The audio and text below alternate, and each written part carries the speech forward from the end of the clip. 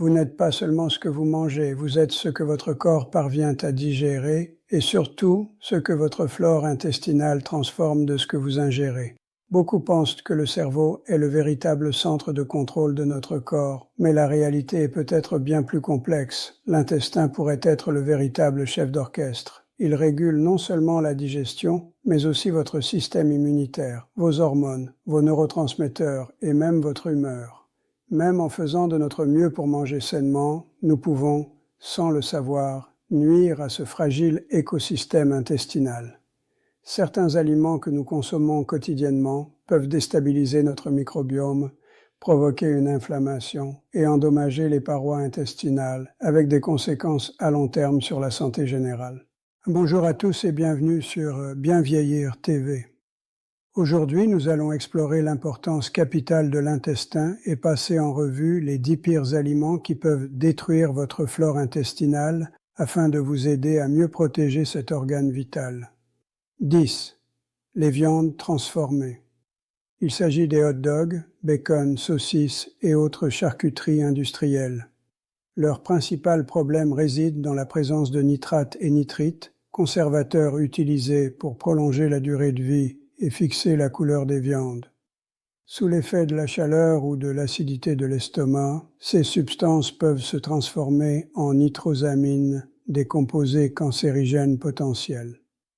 Mais ce n'est pas tout. La cuisson à feu vif, comme lors d'une friture ou d'un grillage intense, peut également produire des amines hétérocycliques et hydrocarbures aromatiques polycycliques. Ces molécules irritent et endommagent la muqueuse intestinale, perturbant l'équilibre fragile de notre microbiome.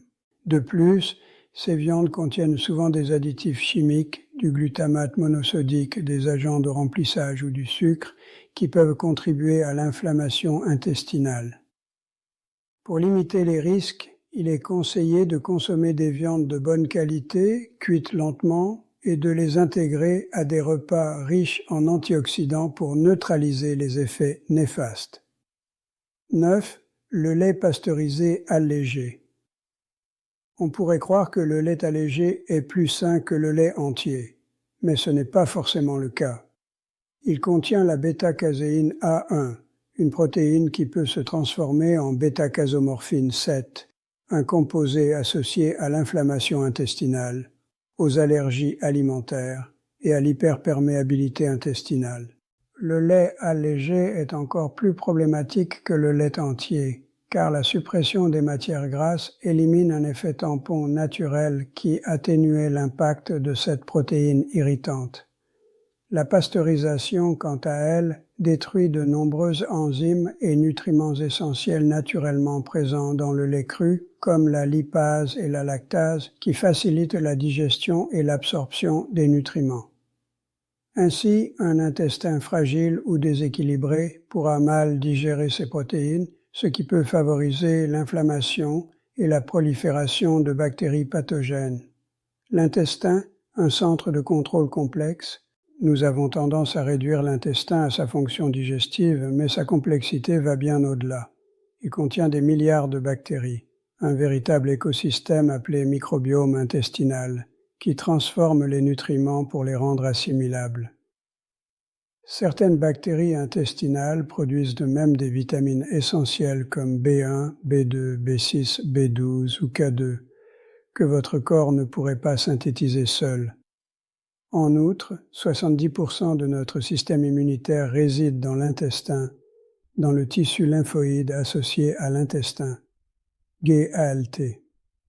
Ces cellules immunitaires analysent et neutralisent les substances étrangères provenant de notre alimentation, protégeant notre corps contre les infections et régulant les réactions immunitaires.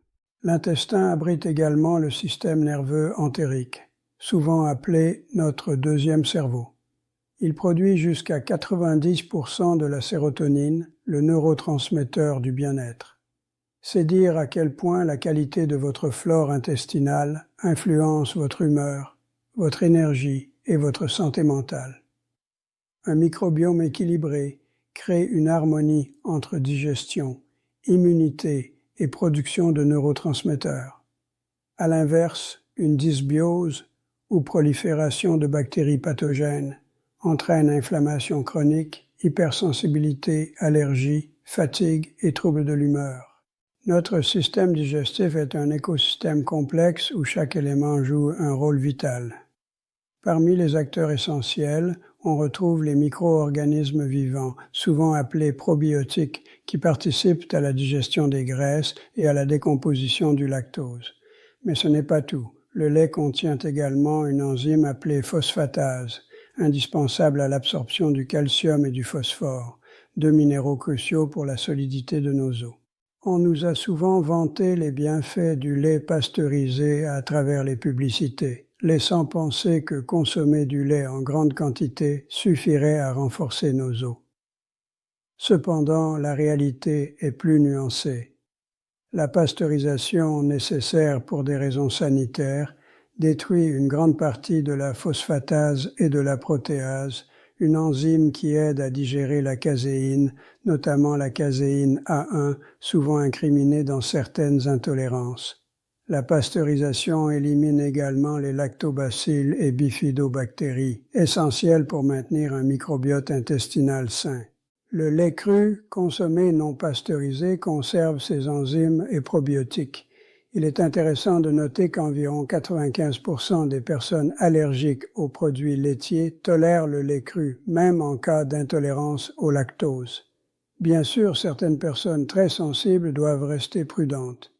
Malheureusement, dans de nombreux pays, la vente de lait cru est strictement réglementée, voire interdite, bien qu'on puisse parfois en trouver destinés à la consommation animale. Pour ceux qui peuvent s'en procurer, il est recommandé de choisir un lait entier, non écrémé, idéalement provenant de vaches de race A2, qui ne produit pas la caséine A1 et donc moins de bêta-casomorphine 7, une substance irritante pour certains intestins sensibles. En parallèle, il faut se méfier des aliments transformés, souvent présentés comme sains, les barres de céréales, les yaourts industriels ou certains laits végétaux peuvent contenir beaucoup de sucre, d'huile raffinée, d'émulsifiants et d'additifs chimiques. Bien que ces produits soient commercialisés comme étant bons pour la santé, leur composition peut perturber notre système digestif et notre microbiote. Il est important de lire attentivement les étiquettes et de comprendre que « à base de plantes » ne signifie pas nécessairement sain. Certains produits sont cultivés avec des pesticides comme le glyphosate, puis transformés avec divers additifs chimiques. Les émulsifiants et additifs tels que le polysorbate 80, la gomme xanthane ou le carragénane posent également problème. Ils sont conçus pour stabiliser les aliments, mais ils peuvent perturber la couche de mucus qui protège nos intestins. Cette couche joue un rôle crucial en empêchant les bactéries et toxines de franchir la barrière intestinale. Lorsqu'elle est altérée, les bactéries pathogènes peuvent entrer en contact avec nos cellules, déclenchant une inflammation et une activation inappropriée du système immunitaire. Certaines substances, comme le carragénane, peuvent même imiter des bactéries et tromper nos défenses, aggravant la réaction inflammatoire.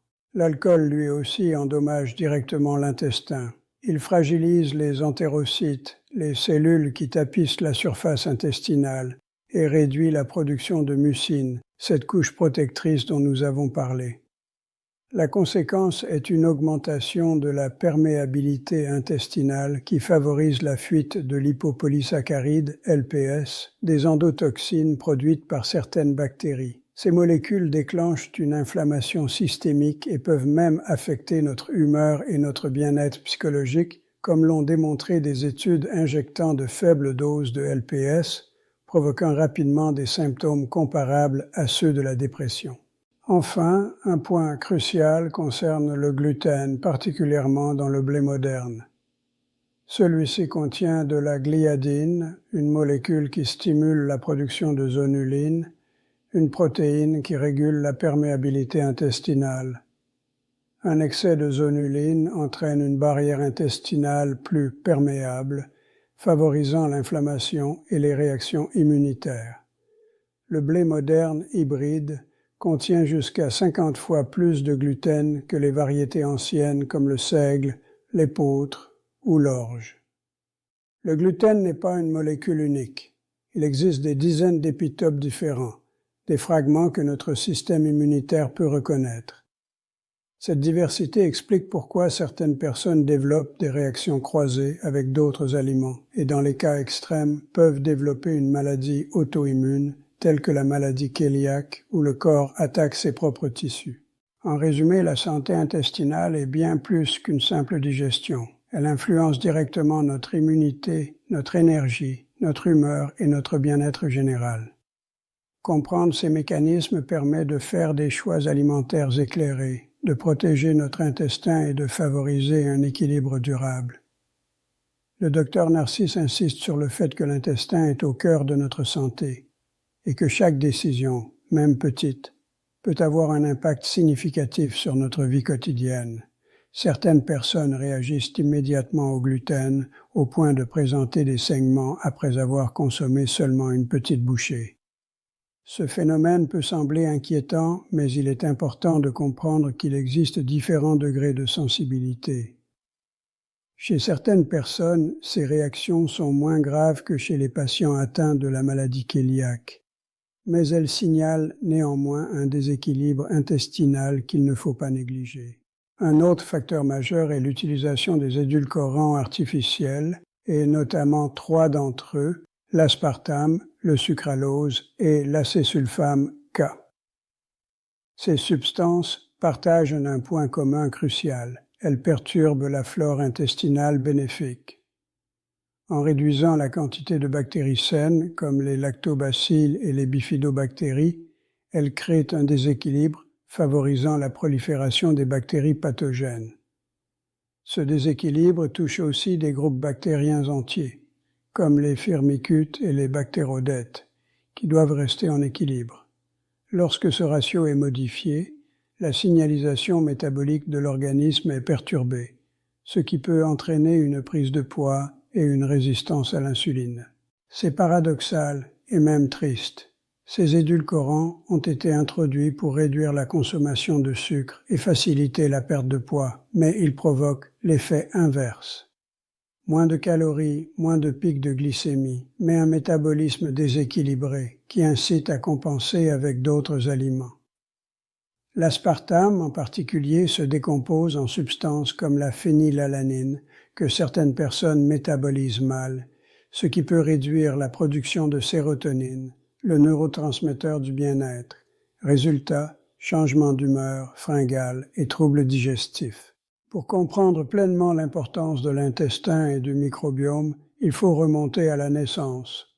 Lorsqu'un bébé naît par voie naturelle, il reçoit sa première flore intestinale en traversant le canal vaginal, une véritable colonisation initiale qui constitue son premier repas microbien. Mais aujourd'hui, de nombreux enfants naissent par césarienne, et l'usage systématique de désinfectants et d'antiseptiques réduit considérablement cette première transmission. Au fil de la croissance, la mère continue de transmettre des bactéries par le lait, la peau et les contacts physiques. Malheureusement, l'usage massif d'antibiotiques, de pesticides, de produits chimiques et la consommation de malbouffe réduisent la diversité bactérienne non seulement chez l'enfant, mais également chez la mère. Ce processus se transmet de génération en génération. Chaque génération reçoit moins de bactéries bénéfiques que la précédente. Associé à l'impact de l'épigénétique, aux habitudes alimentaires, au stress et aux carences nutritionnelles, cela contribue à l'augmentation des troubles immunitaires et métaboliques que nous observons aujourd'hui, comme l'autisme, les allergies ou le TDAH. Un autre groupe d'aliments à surveiller concerne les huiles de graines industrielles, issues du soja, du maïs, du colza, du tournesol ou du cartame. Leur procédé de fabrication est extrêmement agressif. Forte chaleur, haute pression et solvants chimiques comme l'acétone sont utilisés pour extraire l'huile. Ce processus altère les acides gras et augmente la proportion d'oméga 6, qui en excès favorise l'inflammation. Ces huiles oxydées contribuent également au stress oxydatif, à la production de radicaux libres et à la formation de peroxyde lipidique, des molécules corrosives qui endommagent la muqueuse intestinale et perturbent la digestion des graisses et la production de bile. Les aliments frits aggravent encore la situation. Exposés à de hautes températures et à l'oxygène, ils contiennent des produits de glycation avancée, AGE, des composés chimiques qui fragilisent les tissus et accentuent l'inflammation. Lorsqu'ils sont enrobés de farine moderne, riche en gluten et en protéines altérées, ils deviennent particulièrement irritants pour l'intestin. Enfin, le sucre et les glucides raffinés représentent le principal danger pour le microbiome. Les produits transformés comme le sucre blanc, la farine blanche et les aliments industriels constituent aujourd'hui une part majeure de notre alimentation. Ces aliments favorisent la prolifération des bactéries pathogènes et des levures, comme Candida albicans, et entraînent une fermentation intestinale qui maintient un état d'inflammation chronique. Ils augmentent également la glycémie et favorisent la production de produits de glycation avancée, renforçant le syndrome de l'intestin perméable et les déséquilibres métaboliques. En résumé, notre santé intestinale est influencée par de multiples facteurs: l'alimentation, les édulcorants, les huiles industrielles, les sucres raffinés, mais aussi la transmission intergénérationnelle de bactéries et l'impact de l'épigénétique. Comprendre ces interactions est essentiel pour établir un équilibre intestinal et métabolique, prévenir l'inflammation et améliorer notre bien-être global.